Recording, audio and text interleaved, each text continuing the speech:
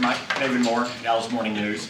This is such an unusual schedule of Thursday game this late in the year. Just what is your schedule this week, and how do you alter your approach with this Saturday? I mean, it's very similar to the Thanksgiving schedule. So, obviously the players were home for Christmas. Coach's game plan last night. So today is, like a Monday for the Thanksgiving game.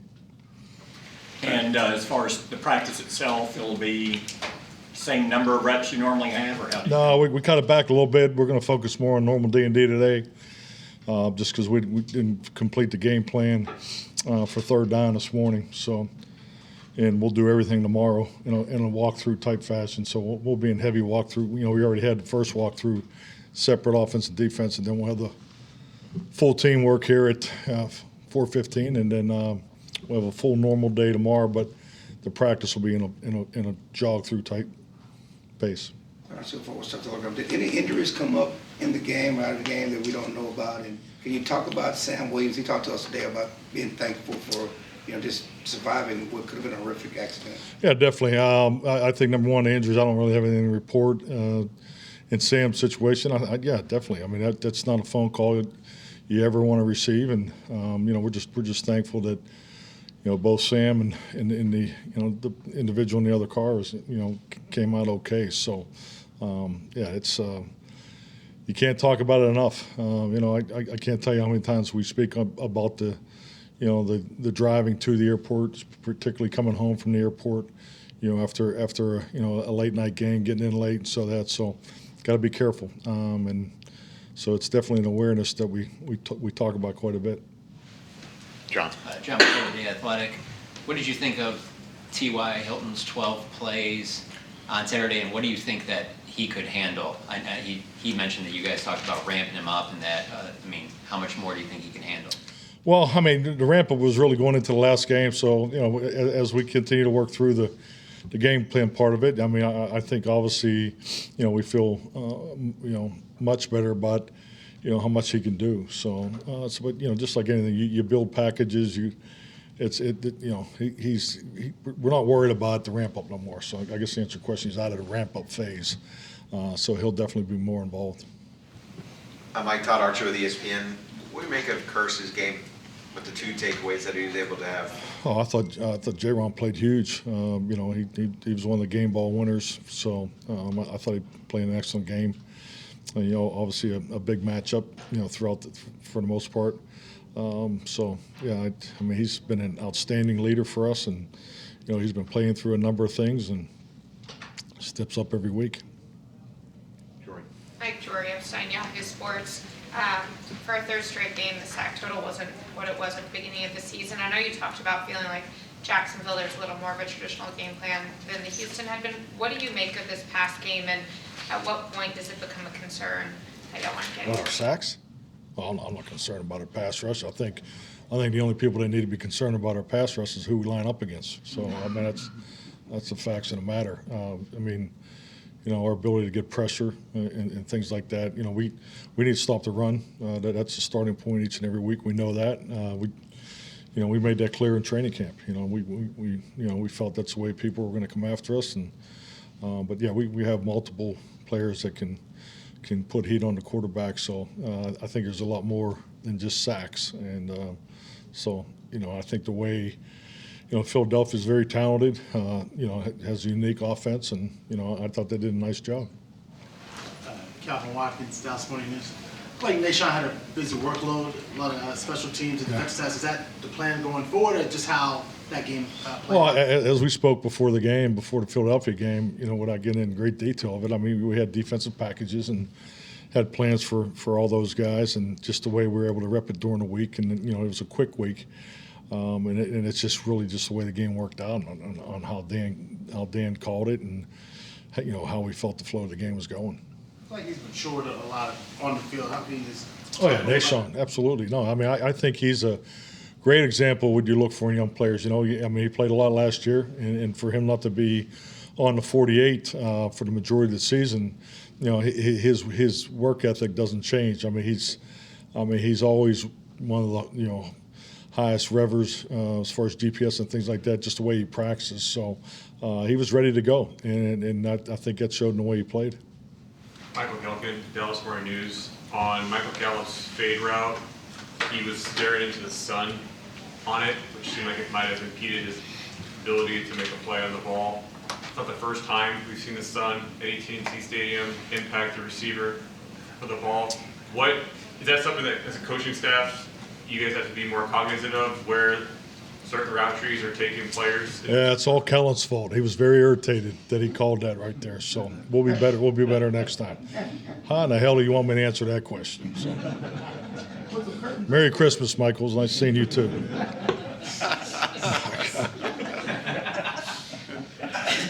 David? What no tenant? Okay, you already had your question. Mike, you were talking about Nashawn Wright earlier. Just, he appeared to play really well in practice and then took a hit during the preseason games. How much has this season kind of been working his confidence back to where he did it? And him and Bland both in that game. Did you like what you saw from them and their response? Well, I mean, number one, you got to love their play style. I mean, they're definitely playing the right way, and it's just, I mean, you're just seeing young players that have done a great job preparing themselves for their opportunity. I mean, what can you say about Deron is the way he went from inside to outside. I thought he played at a high level. He was definitely in the conversation for game ball, and so I'm just so proud of both those guys. But that's, I mean, you just can't emphasize it enough. I mean, December football, these young guys, this happens every year, and you're looking at two young men that have taken advantage of a great opportunity. And to do that in the first game after you basically said we need to look at some things, I mean, does that, how beneficial is that for the coaching staff that now you saw this and you can just build on that going forward rather than do we need to do a different sort of package? Well, I mean, I think it's, the normal process is, now the other team is seeing the way we're playing in certain packages. So, we'll just see how it fits this week. And, this is a quick week and they're coming off a tough loss, against Houston. So we just got to, get matched up and decide how we want to play. Skyler Dixon with the AP. Back on TY, that was kind of a remarkable circumstance. First catch for a new team, a 52-yarder on 3rd and 30. Can a play like that kind of speed up the process of getting the new guy like that incorporated? I think it's an excellent point. It definitely gave us a big spark, and it was obviously we all know what happened on 1st and 2nd down. So to be in that situation, and for Dak to have the confidence, the throw and the catch. But yeah, that's what you're looking for. I mean, you're looking for that first catch at practice, the first catch in the game, and so, hopefully it's the start of a lot more to come. Mike, is Dak's ability to bounce back after interceptions, pick sixes, different than other quarterbacks you've been around, or is there a common trait that those guys kind of share?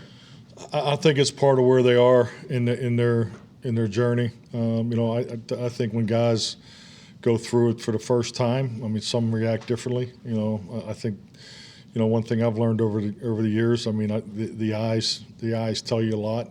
He doesn't ever blink. I haven't seen him, I haven't seen him blink pretty much a whole lot since I've been here. So I think that's where he is as far as in his journey of playing the quarterback position in the NFL. So he doesn't. You don't see him get up too high or too low. I mean, he's very, very consistent.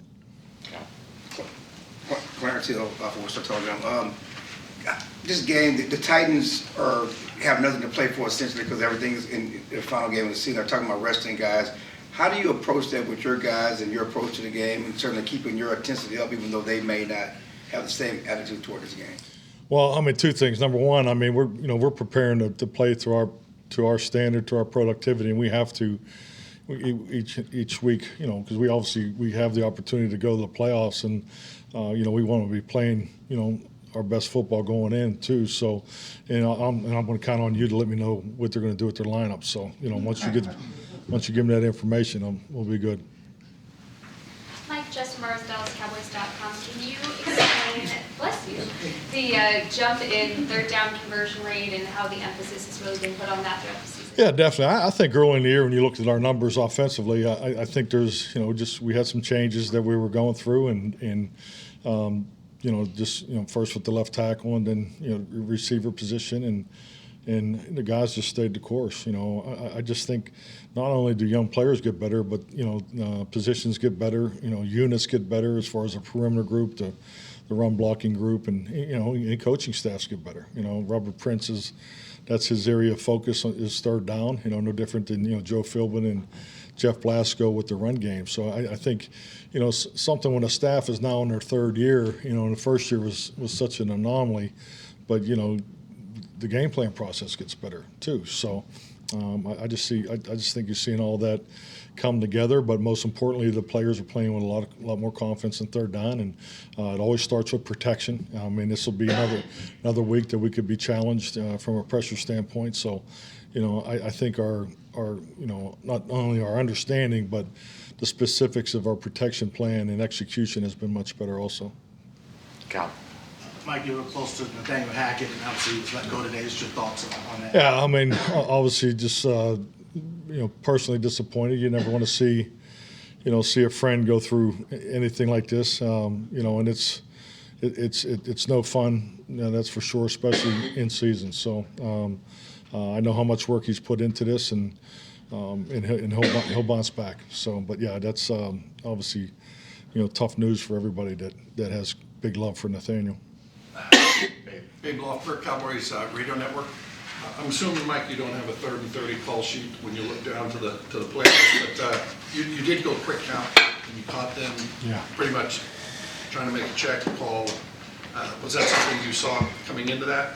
Well, no, it was just more situational. And I actually, on the headset, the biggest thing was if we could get a runner. That's the term that I personally use. If we can get a runner, take the shot. At worst, the worst case scenario could be a long punt.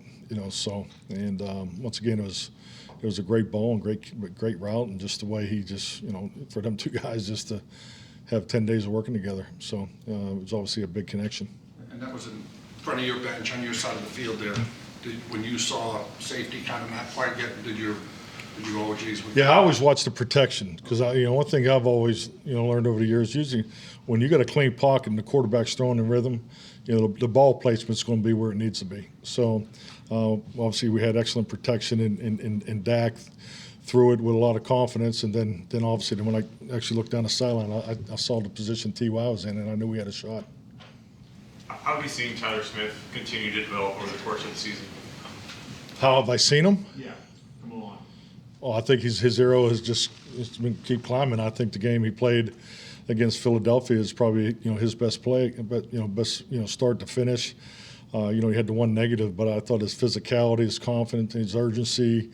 I think he's steadily increased each and every week, and I think the biggest thing you got to understand with Tyler, he's very bright, and he's up here every morning early. Him and Jeff Blasco have an early morning meeting. So when you see him put, he does all the little things too. So he's going to be a fine player here for a long time. Mike, how about with these 3 games and 12-day stretches? How much have you planned that out? Well in advance. I didn't plan it. I didn't plan this. Yeah. I'm sorry, the schedule part of it, how you treat you guys, and. Oh yeah, no, that's great. That's a great point. I think the biggest thing that you look at is obviously the medical, the physical, journey that we're on, and we have a good blueprint coming out of the Thanksgiving week. So there's a lot of similarities, of how we're training this week, compared to the Thanksgiving week, and we do have one more day longer. We have, it was Christmas, but the players were off, so the workload capacity is very similar to going into the Giants game. Obviously, you guys still have a lot to play for. Is it easier is it less talking you have to do with them because they are a lot of guys on your team are self-motivated, they understand, hey, we can still win the division and that kind of thing? I'll be honest with you. I know, we always talk about waiting to the 11th game. I didn't even waste any time on the playoff scenarios today. I went right to the Titans just because, they were off yesterday, and, this is such a quick turnaround. So I think everybody understands where we are. The most important thing is we have to get this 12th win, and then, then sit down and watch Philadelphia on Sunday. And that's really, anything past that is, really wasted time. Louis Scruggs, NBC5. Talking about watching the Titans, what are you seeing from Derrick Henry that allows him to continue to play at this high level at that position? So consistent, physical. Obviously, his running style is unique. I mean, his physical dimensions are so unique for the running back position. So, I mean, he's obviously a huge key to how that team functions. You know, I think not only just, I'm not just talking about his production, but the way he plays. You know, it's definitely something that can rally a football team. The toughness and physicality. So he's definitely a focal point for us. How unique as a runner is he, because with that size? I've never seen. I mean, I've never seen anybody like Derek. To be honest with you, I'm just go back through the years. I know Deuce McAllister was probably the biggest guy I've ever had, and obviously, I think Deuce was maybe 6'3". But yeah, very, very unique, high cut, just has a physical running style. Mike, we touched on Nathaniel Hackett losing a job. How much do you talk to your coordinators, if at all, now about whether they would interview for positions before y'all's season is over, and what's your philosophy on that? I'll be honest with you, we haven't spoken about it this year. I think obviously going through it last year. So, I think the process is, based on opportunities and so forth, that kind of handles themselves. Dan's obviously been through it before. Kellen's been through it now 2 years. So I don't see that as a potential distraction at all. Mike, we've had you several questions about the scheduling, but you also listen to your players a lot to see where they are physically and mentally and adapt your schedule a lot too. How do you balance still having the structure you need and taking their input and changing things on the fly? Well, the biggest input that I get is really from the training staff and the strength and conditioning staff. So. I don't go around the locker room and take a poll of how you feel, because you got to remember and this is universal. I'm sure every head coach goes through this, because anytime you ask a player how he's doing, they're all doing great. They're just ready to go. Just put me in, coach. So so that's really not how it works. We have a GPS meeting after every practice, and so we're always looking at numbers, feedback. And frankly, I think like a lot of things, when you do this job, pre-GPS and some of the analytics that you have now, you have to be able to look at a practice and look at meetings, look at walkthroughs, and they need to look a certain way. And what I'm talking about, you're always measuring energy of your work climate, because at the end of the day, you've got to have a really good preparation and at least get your performance off and running. So I feel just through the years of experience I have, I know what it looks like, and I think I know what it needs to be done, and I'll do have the benefits of a Britt Brown and Harold Nash, and so this is our format is we're in year 3 of doing it. So I think the indicators that we look for and the understanding of it, I think we have a really good system and a good process to determine how much work we need to do and physically, but in the same breath, at the end of the day, the mental and emotional challenge is always critical in December, and that's what we're really focused on. Do you override the GPS information less now than maybe you did initially? Do I override it? Yeah, because sometimes you see something and yeah, I don't believe in GPS being the absolute deterrent, and some people do. I think that I think there's more to look at. So I think it puts you in a realm to. I think GPS it's another statistic that points you in a certain direction. You have to definitely have more information than GPS, in my opinion. How do you feel Mackenzie Alexander fared in his team debut, and the rhythm for the substitution and the move and all that? Was that dictated by anything that developed in game, or was it the plan all along? No, I think that clearly, that was plan going in. I think the way he played with his opportunities, I thought he did a really nice job for first time out there. But the communication in game, really. I thought was better in the last 2 weeks, and I didn't think it was an issue the last 2 weeks, because I thought the staff did a really good job of handling the in-game injuries. In-game injuries are a challenge. They always will be. Just because you're making changes, and especially when you have two. You have two to a position, so two to a certain personnel group. So those type of challenges. So and we didn't have that this week. So the flow of the play call, the personnel substitution, I thought our guys did a nice job this past Saturday. All righty, thank you, Mike. All right, thank you.